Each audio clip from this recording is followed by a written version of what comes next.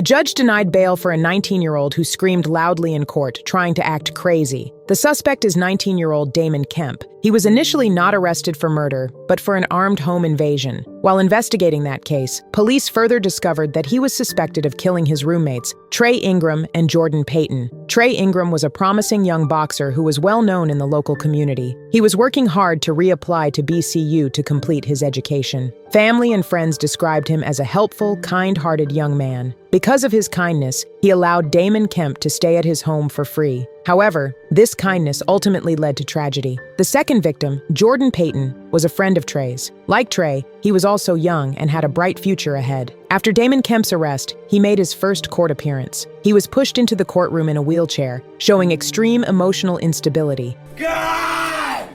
God! God! God! And screamed loudly during the court session, seemingly trying to portray himself as mentally unstable. Trey Ingram's mother, Narissa Carter, sat in the front row, crying throughout the proceedings and eventually, overwhelmed by pain, had to leave the courtroom. Dads and moms need to hug their children.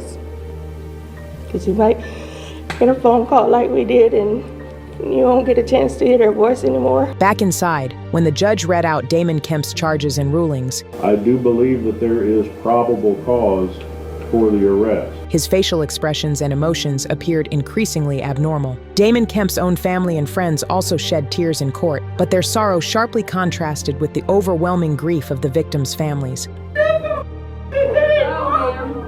After hearing all the case presentations, the judge ruled that there was probable cause for the arrest. Thus, Kemp will continue to be held without bond and will not be released. What do you think? If you were the judge, how many years would you sentence him to? Share your thoughts in the comments.